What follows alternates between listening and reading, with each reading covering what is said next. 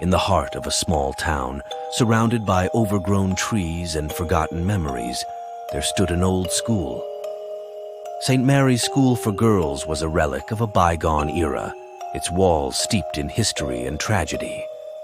Legend had it that the school was haunted by the ghost of a former student named Emily, who had disappeared mysteriously decades ago. They said that her spirit still roamed the halls, searching for something she had lost. One night, a group of friends decided to explore the abandoned school, eager to uncover its secrets. As they stepped inside, the air grew heavy with the weight of the past, and the echoes of their footsteps seemed to be answered by something unseen.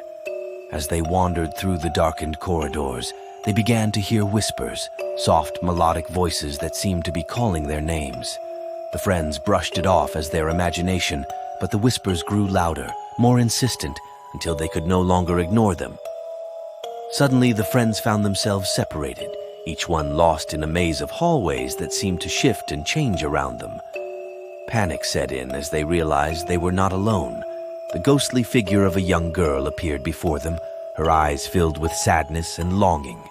With a sense of dread, the friends realized that Emily's spirit was trying to communicate with them, to tell them the truth of what had happened to her all those years ago. They followed her ghostly form through the school, their hearts pounding in their chests. Finally, they reached the attic, where Emily's presence was the strongest. There they found a hidden room, filled with old toys and books, a shrine to a life lost too soon. As they looked around, they felt a sense of peace wash over them, as if Emily's spirit had finally found the closure she had been seeking. With a final whispered thank you, her ghostly form faded away, leaving the friends alone in the darkness. To this day, the old school remains abandoned, a silent witness to the tragedy that unfolded within its walls, and a reminder that some secrets are better left undisturbed. In a rundown hospital, tucked away on the outskirts of a forgotten town, there was a room that nurses and doctors avoided at all costs. Room 237, as it was ominously labeled, had a dark history that lingered like a foul stench. The hospital staff whispered of a patient who had once been admitted to room 237, an old man with hollow eyes and a chilling gaze. He was said to be possessed by a malevolent spirit, one that had driven him to commit unspeakable acts of violence. One night, during the graveyard shift, Nurse Maria was assigned to check on the patients in room 237. She hesitated at the door, a feeling of dread creeping over her. Ignoring the warning bells in her mind, she pushed the door open and stepped inside. The room was cold and dimly lit, the air thick with the smell of decay. As Maria approached the bed, she saw the old man lying there, his eyes fixed on her with an unsettling intensity. She tried to speak to him, but he remained silent, his gaze piercing into her soul. Suddenly, the lights flickered and went out, plunging the room into darkness. Maria fumbled for her flashlight, her heart pounding in her chest. When she finally managed to turn it on, she saw that the old man was gone. Panicked, Maria searched the room, her flashlight beam dancing wildly across the walls.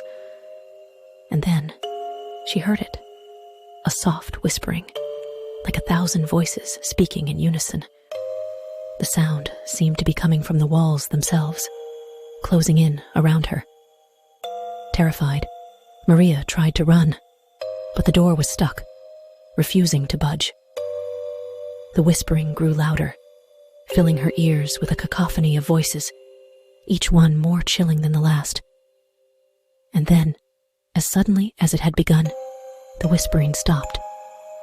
The lights flickered back on, and Maria found herself standing alone in the room, the old man's bed empty.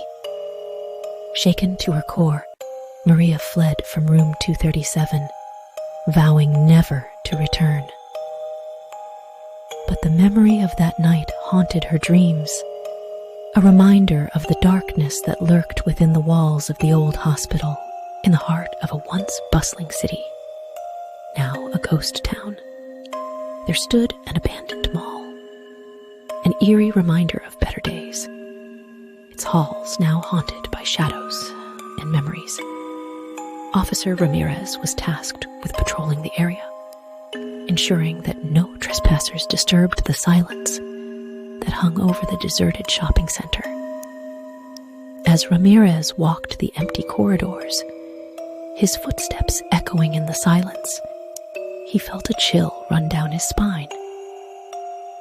The mall seemed to come alive at night, its abandoned storefronts watching him with empty eyes.